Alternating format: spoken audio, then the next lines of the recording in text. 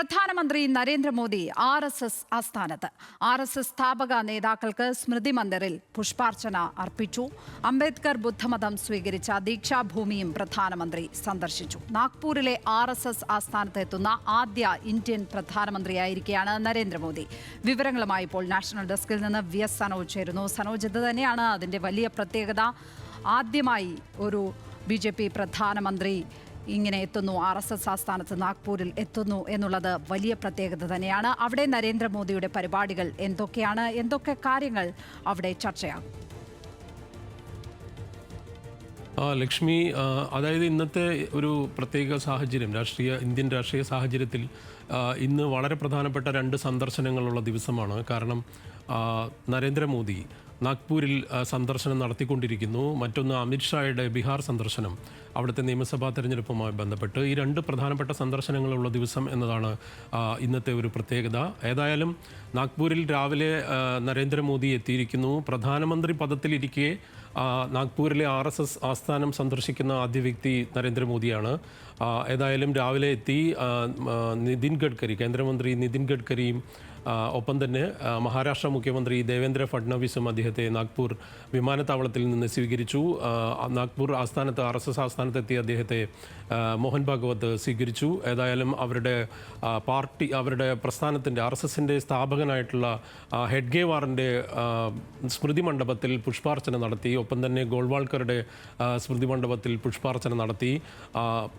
അവിടെ നാഗ്പൂരിൽ തന്നെയുള്ള അംബേദ്കറിൻ്റെ, അതായത് അംബേദ്കർ 4 ലക്ഷം ദളിത് അനുയായികൾക്കൊപ്പം ബുദ്ധമതം സ്വീകരിച്ച ദീക്ഷഭൂമിയിൽ പ്രധാനമന്ത്രി എത്തിയിരിക്കുന്നു. നിരവധി പ്രത്യേകതകളുള്ള ഒരു സന്ദർശനം എന്നാണ് പറയേണ്ടി വരും. പക്ഷേ BJPയുടെ സംസ്ഥാന അധ്യക്ഷൻ പറയുന്നത് ദർ ഈസ് നത്തിങ് പൊളിറ്റിക്കൽ എന്നാണ്. പക്ഷേ വളരെ രാഷ്ട്രീയ പ്രാധാന്യമുള്ള സന്ദർശനമാണ്.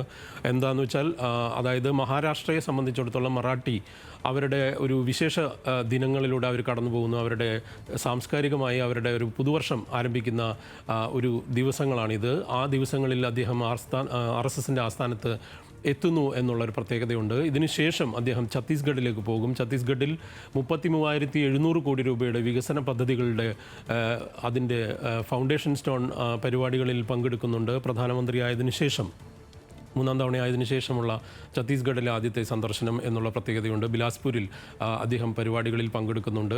മറ്റൊന്ന്, BJPയുടെ ദേശീയ അധ്യക്ഷനെ തിരഞ്ഞെടുക്കാനുള്ള സമയം, അല്ലെങ്കിൽ JP നഡ്ഡയുടെ കാലാവധി നീട്ടിക്കൊടുക്കുകയാണ് ചെയ്തത്. ഈ ഏപ്രിലിൽ അത് സംബന്ധിച്ച തീരുമാനമെടുക്കാനിരിക്കുകയാണ്. അതിന് ഏപ്രിൽ 18-ന് ഇത് സംബന്ധിച്ച് ബാംഗ്ലൂരിൽ അവരുടെ ഉന്നതതല യോഗം നടക്കാനിരിക്കുന്നു. അതായത് BJPയുടെ അധ്യക്ഷനെ തിരഞ്ഞെടുക്കുന്നതിന് മുമ്പുള്ള ഒരു RSSൻ്റെ ആസ്ഥാനത്തെത്തിയ, അല്ലെങ്കിൽ മോഹൻ ഭാഗവത് ഉൾപ്പെടെയുള്ളവരുമായി നടത്തുന്ന സന്ദർശനം, അല്ലെങ്കിൽ അവരുമായി നടത്തുന്ന ചർച്ചകൾ എന്ന രീതിയിൽ കൂടി അതിന് വലിയ പ്രാധാന്യമുണ്ട്. തീർച്ചയായും വലിയ രാഷ്ട്രീയ പ്രാധാന്യമുണ്ട്. അതിനോടൊപ്പം തന്നെ സനോജ്, അമിത്ഷാ ഇന്ന് ബീഹാറിലേക്ക് പോയിരിക്കുകയാണ്. അവിടെ നിയമസഭാ തെരഞ്ഞെടുപ്പ് നടക്കാനിരിക്കുകയാണ്. അതിനു മുന്നോടിയായാണ് ഈ സന്ദർശനം ഇപ്പോൾ നടക്കുന്നത്. അവിടുത്തെ കാര്യങ്ങൾ, ചർച്ചകൾ എന്തൊക്കെയായിരിക്കും? അതാണ് ഏറ്റവും പ്രധാനപ്പെട്ട മറ്റൊരു കാര്യം. അമിത്ഷാ ഇന്ന് ബീഹാറിൽ എത്തുന്നു. ബീഹാറിൽ ഗോപാൽഗഡിൽ ഉൾപ്പെടെ അദ്ദേഹത്തിന് നിരവധി പദ്ധതികളുടെ ഉദ്ഘാടനവുമായി ബന്ധപ്പെട്ട് മറ്റൊക്കെയുള്ള പരിപാടികളുണ്ട്. ഒപ്പം തന്നെ അവിടുത്തെ ഏറ്റവും പ്രധാനപ്പെട്ട നേതാക്കളുമായി, NDA സഖ്യത്തിലുള്ള, നമുക്കറിയാവുന്നതുപോലെ നിതീഷ് കുമാറുമായി അദ്ദേഹം ഇന്ന് കൂടിക്കാഴ്ച നടത്തുന്നുണ്ട്. രാംവിലാസ് പാസ്വാന്റെ മകൻ അടക്കമുള്ള കേന്ദ്രമന്ത്രിയായിട്ടുള്ള അദ്ദേഹം ഉൾപ്പെടെയുള്ള ആളുകൾ, അതുപോലെ തന്നെ ജിതിൻ റാം മഞ്ചി ഉൾപ്പെടെയുള്ള നേതാക്കളെ കാണും. അവരുമായിട്ടെല്ലാം സംഭാഷണങ്ങളുണ്ട്. അവിടെ നിരവധി വികസന പദ്ധതികളുമായി ബന്ധപ്പെട്ട ചർച്ചകളും അതുമായി ബന്ധപ്പെട്ട ഉദ്ഘാടനവും അടക്കമുള്ള പദ്ധതികൾ, പരിപാടികളെല്ലാം തന്നെ ബീഹാറിലുണ്ട്. ബീഹാറിൻ്റെ നിയമസഭാ തെരഞ്ഞെടുപ്പ് അടുത്ത വർഷം നടക്കാൻ പോകുന്നു. അങ്ങനെയുള്ളൊരു വലിയ രാഷ്ട്രീയ പ്രാധാന്യവും ഉള്ളൊരു സമയമാണിത്. കഴിഞ്ഞ ദിവസം ബീഹാർ ദിവസ് എന്ന പേരിൽ ന്യൂഡൽഹിയിൽ നടത്തിയ പരിപാടിയിൽ JP നഡ്ഡ പ്രസംഗിച്ചതിലെ വാചകം എന്ന് പറയുന്നത്, ബീഹാറിനെ അന്ധകാരത്തിൽ നിന്ന് മോചിപ്പിച്ചത് നരേന്ദ്രമോദിയാണ്. അല്ലെങ്കിൽ 2014-ൽ NDA സഖ്യം അധികാരത്തിൽ വന്നതിന് ശേഷം പ്രധാനമന്ത്രിയുടെ ഉൾപ്പെടെയുള്ള എഫേർട്ടിൻ്റെ ഭാഗമായി ബീഹാർ വലിയ രീതിയിലുള്ള വികസനത്തിന് നാന്ദി കുറിക്കുന്നു, അല്ലെങ്കിൽ അതിനെ സാക്ഷ്യം വഹിച്ചുകൊണ്ടിരിക്കുന്ന ഒരു സാഹചര്യമാണ് എന്ന് കഴിഞ്ഞ ദിവസം കൂടെ BJPയുടെ അധ്യക്ഷൻ പ്രസംഗിച്ചതേ ഉള്ളൂ. ഏതായാലും ബീഹാറിൽ തീർച്ചയായും വലിയ പദ്ധതികളും വലിയ കൂടിയാലോചനകളും NDA സഖ്യത്തിലെ നേതാക്കളുമായുള്ള ചർച്ചകളും നടക്കും. അതേസമയം നാഗ്പൂരിലെ ചർച്ചകൾക്ക് ശേഷം പ്രധാനമന്ത്രി ഛത്തീസ്ഗഡിലെ വികസന പദ്ധതികളുമായുള്ള ഉദ്ഘാടനവുമായി ബന്ധപ്പെട്ട് പോവുകയും ചെയ്യും. അങ്ങനെയുള്ള രണ്ട് പ്രധാനപ്പെട്ട രാഷ്ട്രീയ സന്ദർശനങ്ങളുടെ ദിവസമാണ് ഇന്ന്. ലക്ഷ്മി.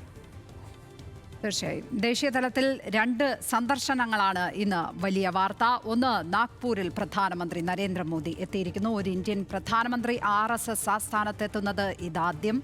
മറ്റൊന്ന്, ബീഹാറിൽ അമിത്ഷാ പോകുന്നത്. ഏതായാലും ഇതിന്റെ വിവരങ്ങൾ പങ്കുവയ്ക്കുകയായിരുന്നു നാഷണൽ ഡെസ്കിൽ നിന്ന് VS സനോജ്.